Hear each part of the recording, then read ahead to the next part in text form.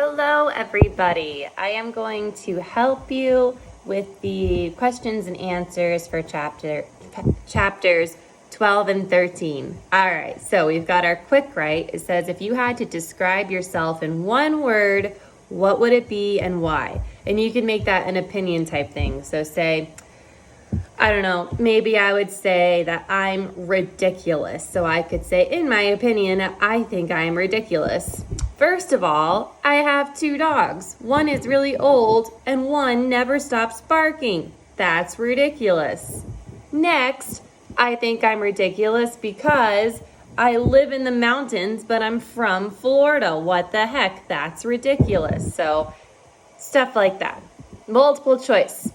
Number 1, which of the following words does Charlotte weave into her web in chapter 13? Remember, you need text evidence. So you're not supposed to circle anything unless you know for sure that you found it in the book. You have to be able to say, it's on this page, Miss Stiglitz, and that's how I know I'm right.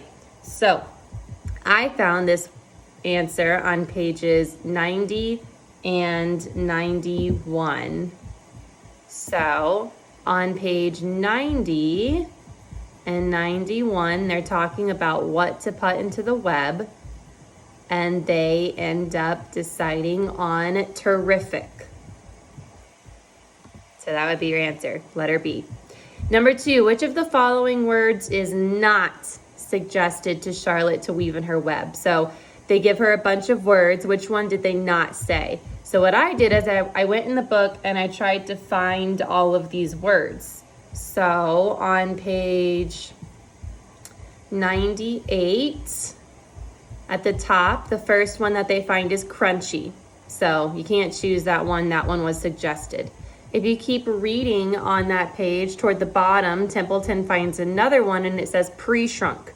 So we have crunchy, we have pre-shrunk, and then if you keep going on page 99, you have radiant.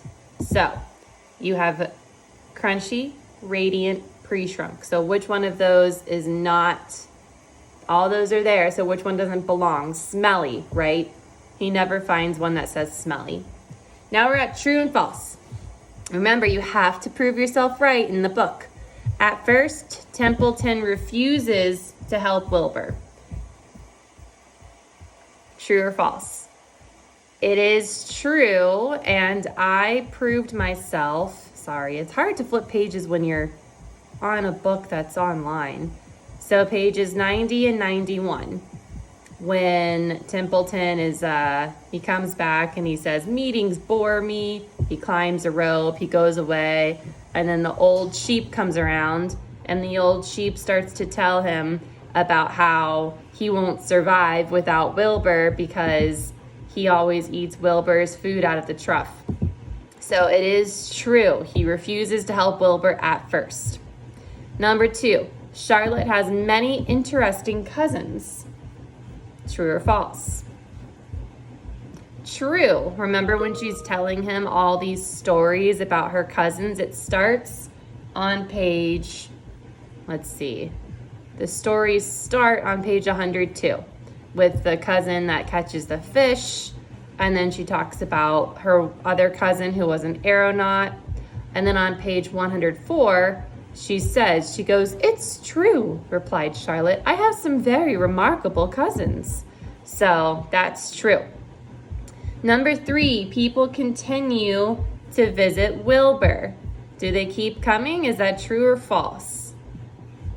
If you go to page 96 at the top, it says everybody stood at the pig pen and stared at the web and read the word over and over while Wilbur, who really felt terrific, stood quietly swelling out his chest and swinging his snout from side to side. So that's the beginning when Mr. Zuckerman and Lurvy and Edith see it. And then people come, the Fern and Avery come. So yes, that's true. People continue to come to visit Wilbur. Number 4, Mr. Zuckerman decides to put Wilbur in the county fair. Is that true or false? On that same page, actually, if you keep going toward the bottom, Mr. Zuckerman is talking. He says, I want you to start building a crate for Wilbur. I have decided to take the pig to the county fair on September 6th. So that's true. Number 5, Templeton finds the word radiant on a soup can. Now this is when it gets really important to do text evidence because he does find the word radiant, right? And so if you didn't read it super carefully, and if you didn't go check to see where he found it, you could have just said true, but he found radiant, but it wasn't on a soup can. So here we go. Where is it? It's on page 99. And Templeton says, I know where there's a package of soap flakes in the woodshed. It has writing on it.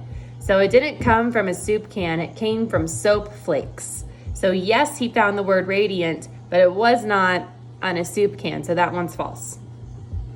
Character analysis. Choose 2 characters from the story, compare and contrast them below. So choose any 2 characters you want, any 2, and compare and contrast them, okay? You could make that an opinion if that makes it easier for you. You could say, in my opinion, I think Templeton and Charlotte are very different. First of all, and you could give me examples of how they're different. Or you could do that with any 2 characters that you want. You could do the sheep, you could do the goose. The goose is really funny. You could do Wilbur. Number 1 for short answers. Explain how the old sheep convinces Templeton to help Wilbur. Use textual evidence to support your answer. So this would be first, next, then last. And you can find text evidence for this on pages 90 and 91, okay? Because page 90 is when Templeton comes back into the barn and he's like, let him die. He doesn't care. And then the sheep gives this really long speech about how Templeton is going to starve if Wilbur's gone and all this stuff, and then Templeton changes his mind. So start there, and you can say first, next, then.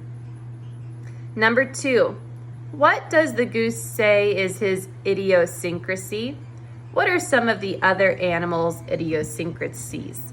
So an idiosyncrasy is, first of all, a hard word to say. But second of all, it's an unusual behavior. It's something that someone does that's like a little weird. It's not super normal.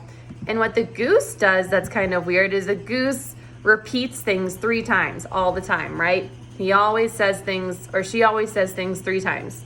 So if you go to page 88, when they're having the meeting, is when you can see a lot of these idiosyncrasies. So the one for the goose repeating, when Charlotte's asking for suggestions, the goose goes, how about terrific, terrific, terrific? Because the goose says everything 3 times. So that's the goose's like weird thing. But some of the other animals have very weird things too. So that's the goose's, okay?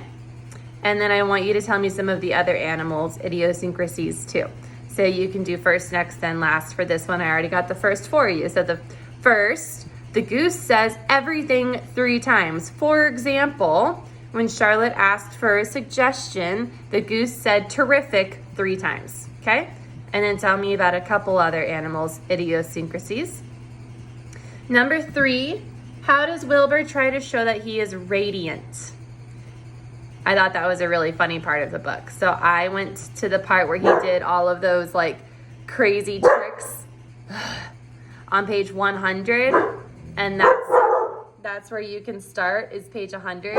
Rue, hey, no, come here. Come here. Rue, come here. Come here. Good girl. Tell everybody that you're sorry for barking. Hey, come here. Come here. Come here. Anyway, on page 100 is when he starts doing all the flips and twirls and all of that stuff to show that he's radiant, okay? But you can answer this question by sequencing, by saying, first Wilbur does this, next he does this, after that, last, and all of that. All right, to vocabulary. So again, I have my flashcards to help me with the definitions. So the first one, there you go, idiosyncrasy. Idiosyncrasy, we already talked about that. Eccentricity, unique feature. So write that definition there, and then you could draw one of the animals doing their idiosyncrasy or their unique feature. Rummaging. Rummaging means foraging or searching. Kind of like when you go camping and you go out and you go searching for firewood or something like that, you're rummaging. So again, write down the definition, draw me a picture. Triumphantly means victoriously, like you did it, you won. So write that definition and then draw a picture. Use the vocabulary words above to fill in the blanks below. I was blank around in my backpack for my pencil when the bell rang, so I rushed to my seat. My sister's blank is that she can read books faster than anyone we know. Number 3, the soccer players cheered blank when they won the game. And then you have beyond. What words do you think Charlotte should weave next? Write 3 ideas on the lines below, then in the box draw a picture of one of your words woven into Charlotte's web. And that is all for those chapters. All right, I look forward to seeing these. Bye, guys.